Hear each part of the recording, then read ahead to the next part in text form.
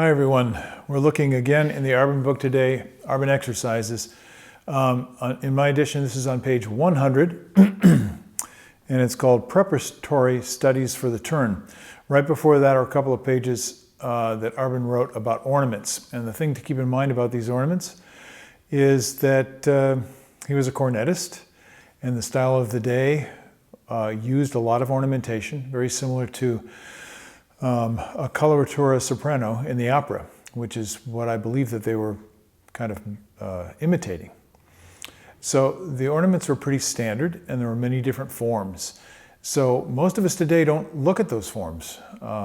It's not like we're not into it. We don't do that very much anymore until you play cornet solo. However, the real value of these exercises, I believe, is that they can really help us to improve the way we play the instrument physically and give us more musical facility as we're playing. So I'm going to just kind of survey through this group, starting with number 1. And I haven't practiced these, so I'm just going to read them down, and most of them are manageable. You'll notice that Arban takes you through all the keys. These are great exercises for finger dexterity. And most of the tempi are pretty reasonable at first. When you start to go faster, you're going to be more challenged, obviously. So I'm going to play number 1, and this goes through all the keys. Now, when you're practicing this, you don't have to go through all the keys, but what I suggest is you work on the ones that feel more awkward to you. I'm going to start with one that I think will feel more easy for me.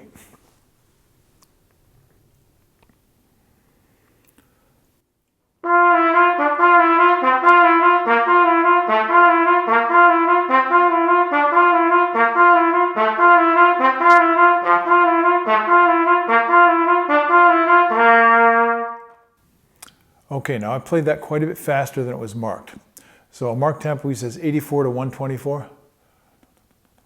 So on the top end of that tempo,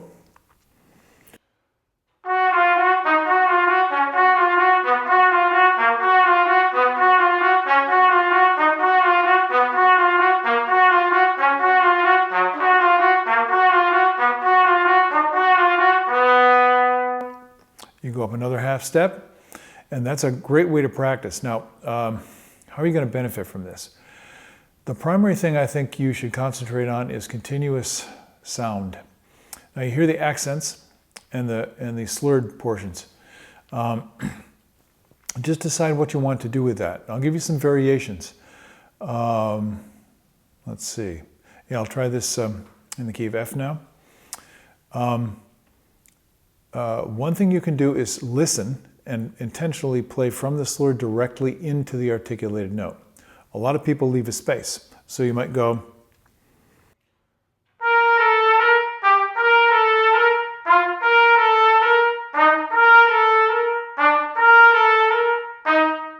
so there's a little space in it, da, da.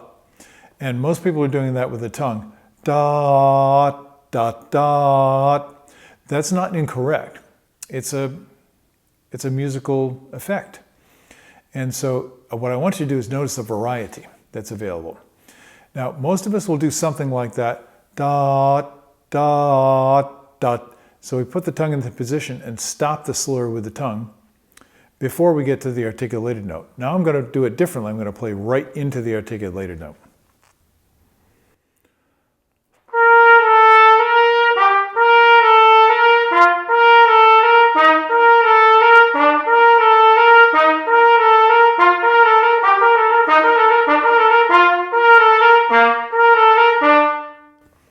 I hope you can hear how I'm playing straight into it. There's no break in the sound. There's no lift. Now that's an exercise. You need to develop flexibility with your skill. If you always play things at the same tempo, at the same volume, and with the same style, you never develop that flexibility. So if these exercises become tiresome for you, use those variations. And use your imagination. Be creative about it. So I just gave you one little example.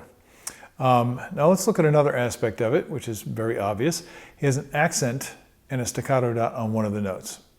So very often in a cornet solo, especially when you're outlining a melody and doing lots of filigree around the melody. For example, and I'm not going to play it for you because there are many good representations out there, but the last movement of the Carnival of Venice, Arban Carnival of Venice, has the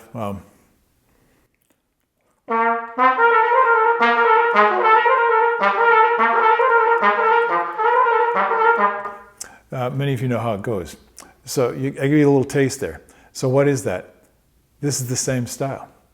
Yes, the intervals are wider in the last variation of the Carnival of Venice, but you know, there it is. It's this style. So here's what you want to do. Listen for and be intentional musically about when you have the slurs, they're all the same volume, and the accented note is louder. And then I'll give you a little detail in a second, and we'll take a closer look at it. Where's another one I can play here? Okay, E major.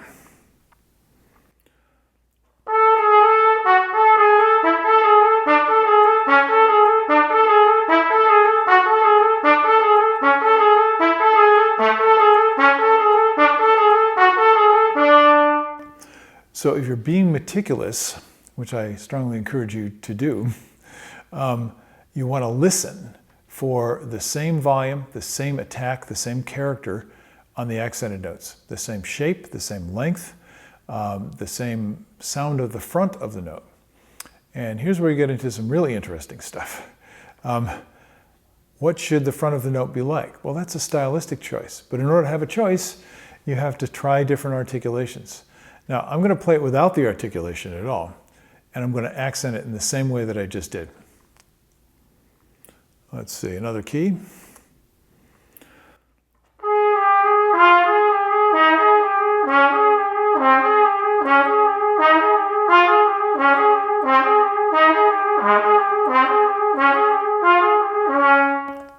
You see how I accented each of them, but I didn't use my tongue at all. So when I tongue it,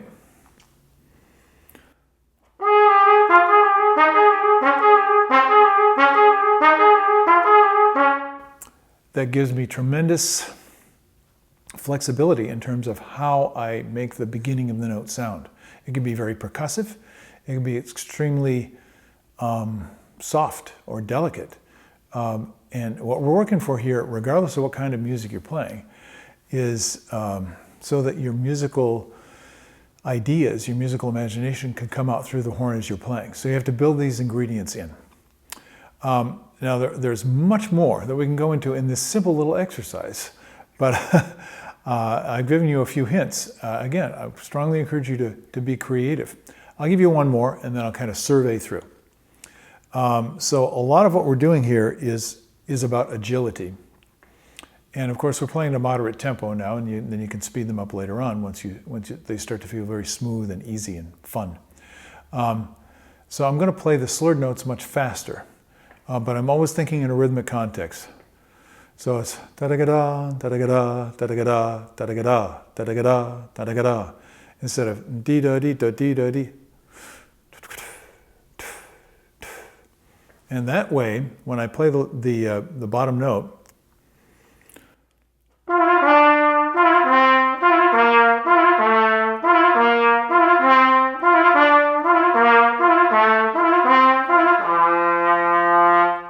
see, that G wasn't too good. Bigger interval, I wasn't prepared for it. But when I sustain the note, then I can hear and feel, is it stable? And what I'm looking for is, just like a great gymnast that sticks the landing after they do their complicated maneuvers in the air, you're totally stable on the note when you land on it. If you have to make adjustments, or if you try and make adjustments and it never feels like it's stable, then you have some work to do. But when you slow it down and listen, that gives you the ability to do that. So listen for instant stability on the long note. Let's see if I'll try another one here.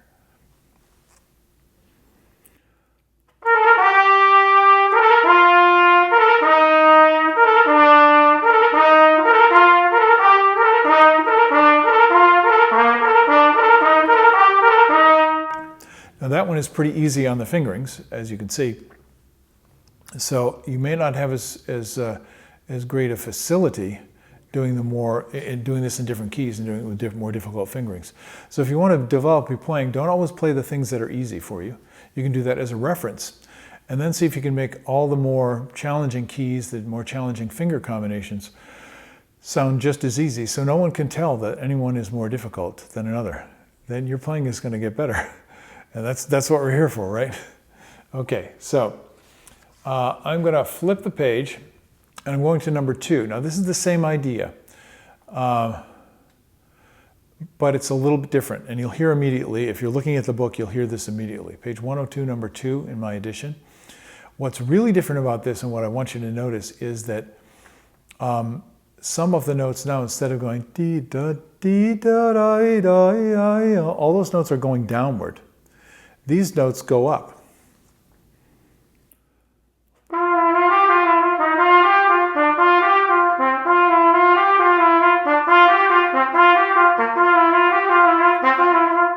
I went down. Oops.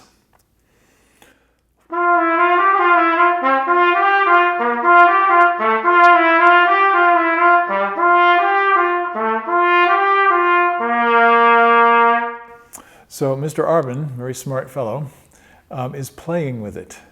And he's playing with us a little bit. He's saying, okay, no, that's not that downward neighbor pattern. Now it's an upper neighbor. And instead of a half step, it's a whole step. And I think you can, when you try it, you're instantly going to feel why that's important. For most people, that's going to feel more difficult. I'll give you a little hint. If your airflow is very easy, it's unrestricted, you're probably not going to have as much trouble going to the upper note. If it's choked off a little bit, if you're squeezing with the lips, the tongue, the throat, you're kind of holding the air in your body, and you're not releasing it smoothly and with nice momentum, then you're going to have more trouble going to the upper note. So this is a wonderful corrective exercise. And I think you should just try it, and I'll talk about some other stuff. Let's see here. There is a ton of exercises in preparation to do the turn. Now here's another variation that he threw in there, and I really do feel like Mr. Arban is playing. He's going like, oh yeah, what would it be like to do this? So number 4 on page 106.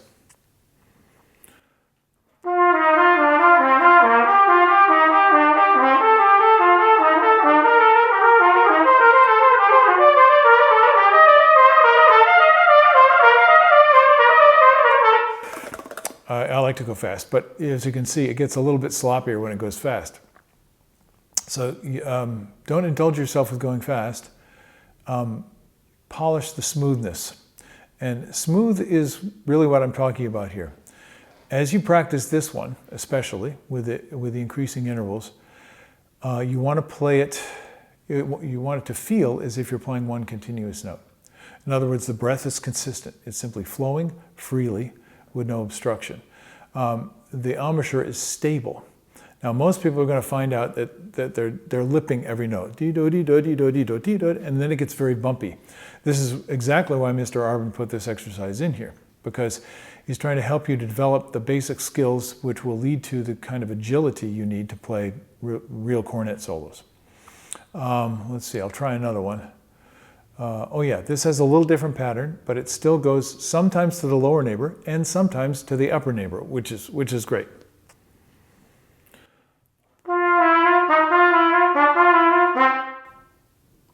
So that's like the first exercise. Then it changes.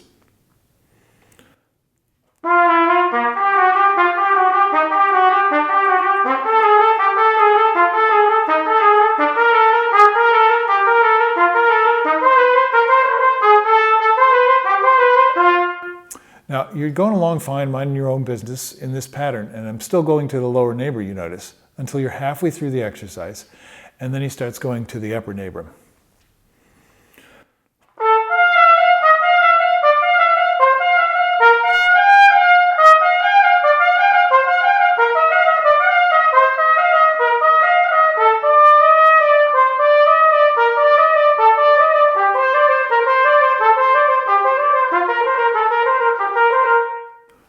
That's a great exercise because it can show you how kind of lazy you've gotten. You find the pattern, your body kind of goes to sleep, you're not really paying attention, you're on automatic pilot. And it's great to be able to play automatically.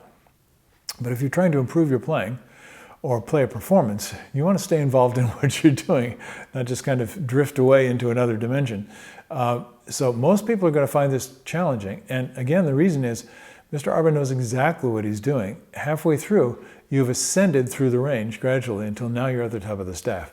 So the first time you start going up, you're going up a whole step into the upper register from the G to the A. And for most people, that's where things start to get a little bit sticky. So again, I'll give you a simple tip. If the air is flowing freely and you're not choking it, if you're not using extra pressure in order to hold the embouchure together, if you're not trying too hard, if you're not pushing to get the upper note, you just let the air flow as freely as possible, you can glide to the upper note. So as you practice this, you want that sensation of gliding, or I like to think of it as singing through to the upper note.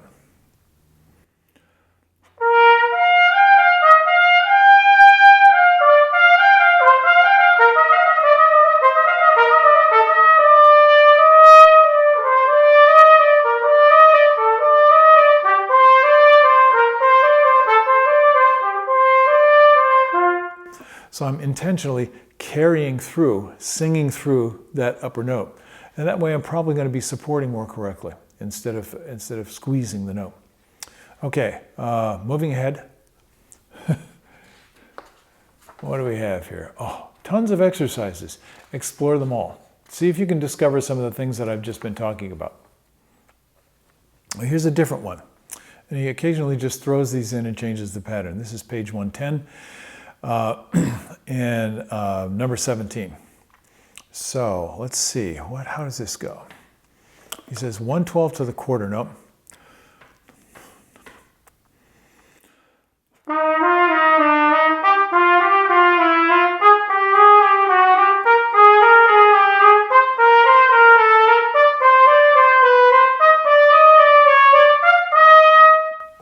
Well, that's pretty straightforward. But it's interesting because now we're starting to actually do the turn, where you're turning around a central note. And if I go faster, he says what? 80 for the top tempo. This would be for the dotted half note, by the way.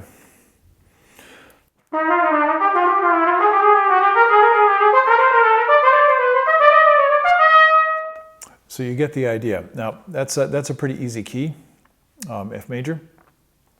And as you go through the keys, you're going to find more of those interesting little challenges. Okay, if you're still with me, I know this has been a little bit extensive. Here's another variation. And we can learn from this. Now, Mr. Arban is throwing in a dotted rhythm. And it says 132 to the 8th note.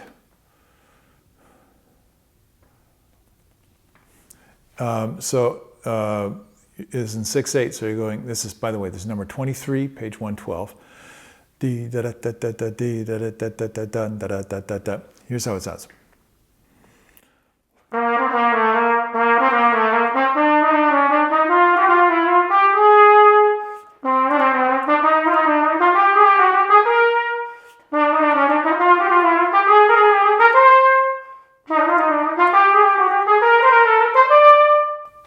I think you get the idea. Now you have a rhythm, but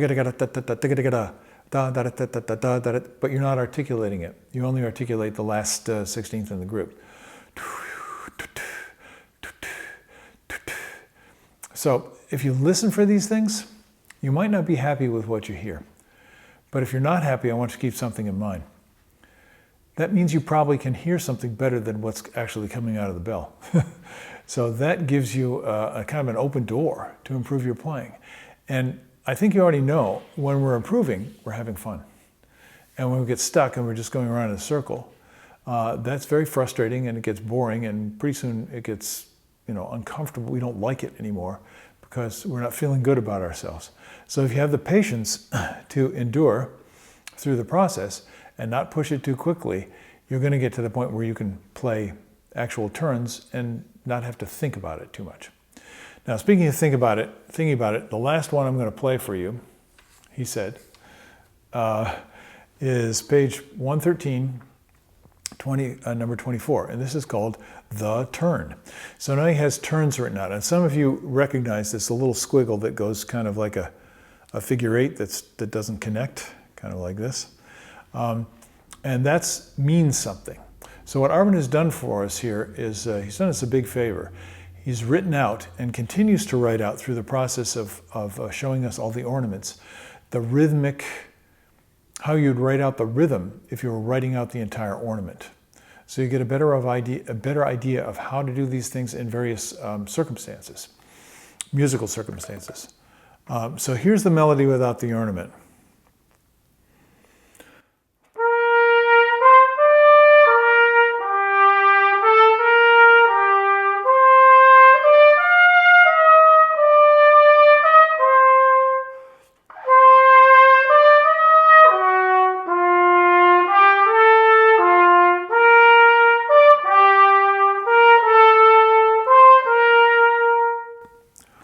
So I want to point something out, so I will. What's happening here is you have a beautiful, simple little melody. You just heard it. The ornaments are not the important part. The ornaments are a decoration, and they're supposed to enhance, they're like a spice that brings out the flavor of the melody. So that means we don't want to concentrate too much on the ornaments. However, as you will have noticed by now, or may have noticed long ago when you've tried to practice these things, that we have to concentrate a lot in order to play the ornaments well, because they move quickly, they require a lot of agility, as I said before. So you want to somehow blend them into the music. And I'm going to try and show you this, and hopefully you can get the idea.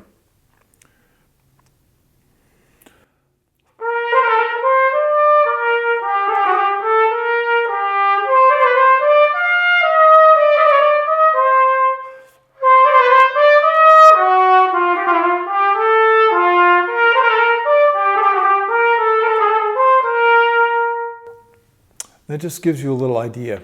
And there's many ways you can do it. Play around with it and see if you can lighten up on the grace notes and let the melody come through. Now, I played those pretty even. If you were playing it in an orchestra or you're playing it in a large hall, you may need to bring out the grace notes. So I might do something like,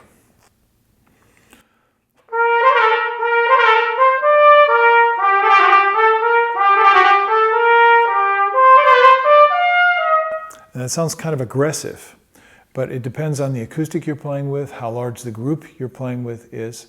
But if you're playing solos, you want them to be light.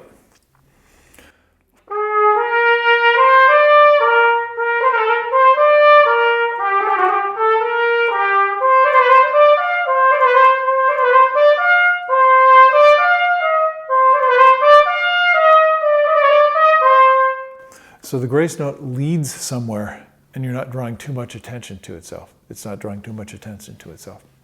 Okay, that was a lot for one session. And there are lots more ornaments. I don't know how much I'm going to get into them, but there's some fun stuff in here. So I wanted to get you started on it because many people don't practice this part of the book. Okay, I hope you're inspired to go work on your stuff now. So come back and join me when you have time and enjoy your practice. Have a great day. Bye-bye.